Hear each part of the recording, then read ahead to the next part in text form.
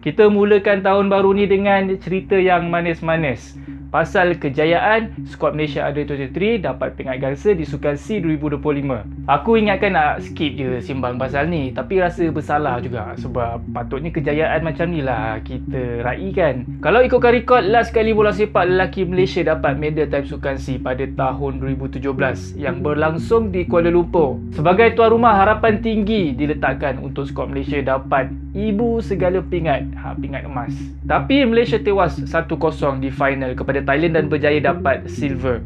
3 edisi Sukan C selepas tu Malaysia gagal bawa balik medal. Akhirnya lepas 8 tahun Malaysia berjaya bawa balik medal gangsa. So dalam video kali ni kita nak ceritalah macam mana perjalanan skuad Malaysia Under-23 ni dalam Sukan C 2025. Nafuzi Zain call up 25 player dengan average umur 20.84 tahun.